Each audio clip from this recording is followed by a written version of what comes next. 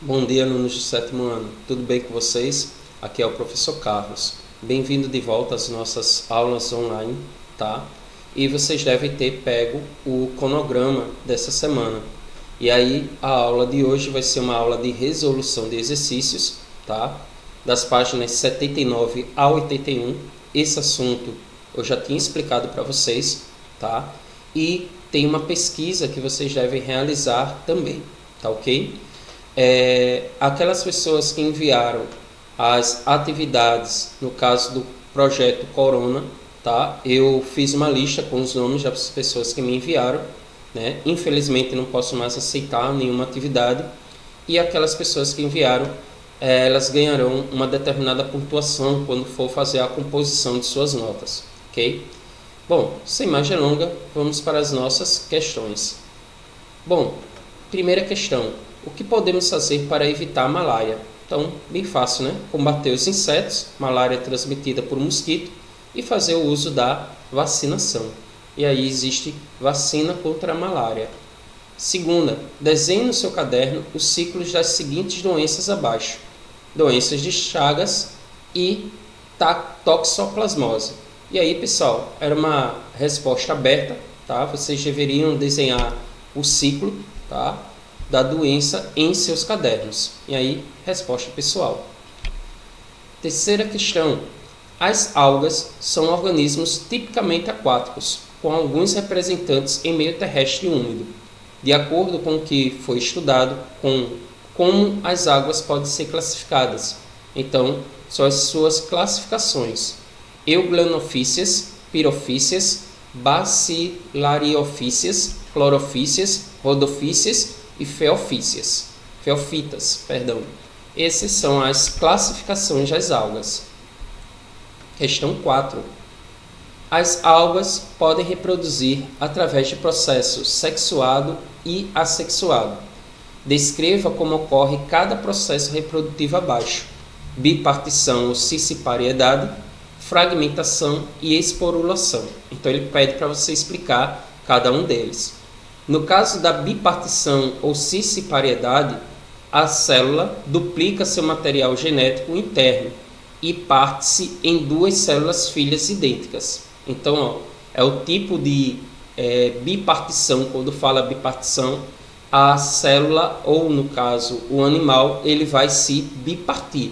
Ele vai se dividir em duas partes iguais, duas células filhas. Fragmentação. Nas algas filamentosas, quando ocorre a fratura do talo, que origina novos talos idênticos. Então, é quando há a quebra de um determinado talo, e aí aquele pedaço vai originar uma nova alga. E a letra C, esporulação, ocorre a produção de esporos, que se dispersam até se fixarem e se desenvolverem em novos talos.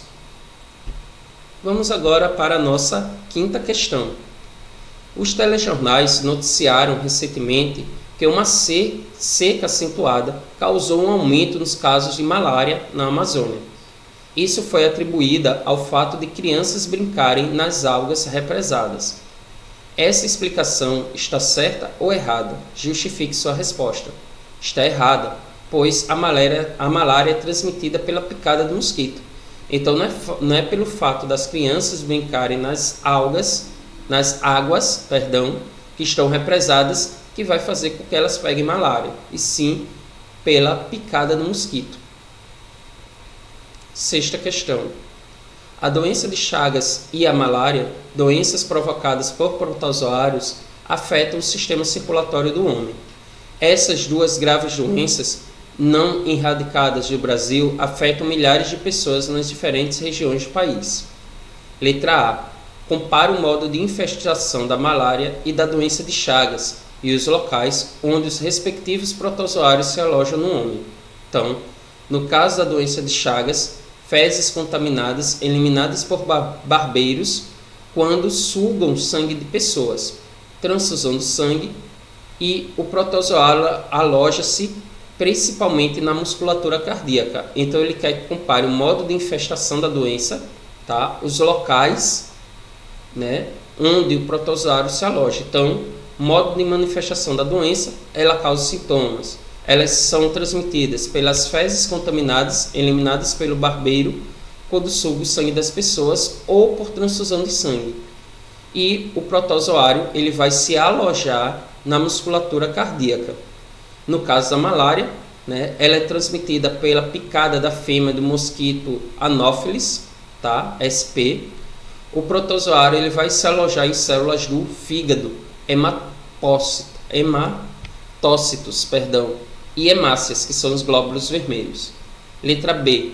Cite 4 medidas que podem conduzir à diminuição ou até à erradicação da malária no Brasil. Então, 4 medidas que podem fazer com que a malária ela deixe de existir no nosso país. Primeiro, tratar os doentes que estão com a doença. Usar telas e mosquiteiros em portas e janelas de casa. Então, cobrir as portas e janelas de casa com mosquiteiros nas regiões endêmicas, que são as regiões onde ocorre essa doença. Controle da população do mosquito Anopheles, tá? SP, e uso de repelente. Então, controlar a quantidade de mosquito que tem e o uso de repelente por parte da população. 7ª questão. Maré vermelha deixa litoral em alerta. Uma mancha escura formada por um fenômeno conhecido como maré vermelha cobriu ontem uma parte do canal de São Sebastião e pode provocar a morte de peixes. A Secretaria do Meio Ambiente de São Sebastião entrou em estado de alerta. O risco para o homem está no consumo de ostras e molúsculos contaminados. Então, o que é essa maré vermelha, né? A maré vermelha é um fenômeno provocado por um grupo de algas unicelulares. A que grupo pertence essas algas? Que distúrbios pode causar? Então, essa é a pergunta. A maré vermelha ocorre em razão da proliferação exagerada de pirofitas, também conhecidas como dinoflagelados. Essas algas liberam toxinas que podem causar a morte de peixes e intoxicação de animais que se alimentam de organismos encontrados nesses locais. 8ª questão. Em certas regiões do Nordeste brasileiro, tijolos de diatomitos, constituídos por carapaças compactas de diatomáceas, são utilizados na construção de habitações rurais. Esse material é originado a partir de que grupo de protoctista? Das algas crisophyceas ou douradas. Bom, vamos para nossas questões de ciência no vestibular. Primeira, assinala a alternativa correta em relação aos protoctistas. Letra A. Todos os protoctistas vivem em meio rico de oxigênio livre. Letra B. A reprodução dos protoctistas pode ser assexuada ou sexuada. Letra C. Nem todos os protoctistas são microscópicos. Letra D. Todos os protoctistas possuem uma membrana que os envolve. E letra E. Nem todos os protoctistas têm um só núcleo. Então ele quer a alternativa incorreta. Todos os protoctistas vivem em meio rico de oxigênio livre. Pessoal, tomem cuidado com questões que generaliza demais, quando coloca todos, sempre, tá? Ou com questões que excluem, né? Também, tá? Então, tomem cuidado com questões que generaliza demais ou que exclui tudo, ok? 2ª questão. A malária é provocada por um protista do gênero, então qual seria o gênero? Plasmodium. 3ª, Pseudópodes e são, letra A, involucros resistentes que envolvem as células dos protoctistas marinhos. Letra B, baçonete rígido que percorre longitudinalmente o corpo celular. Letra C, expansões citoplasmáticas que permitem locomoção e apreensão de alimento. E letra D, estrutura em forma de bastonete que aparece nos ciliados.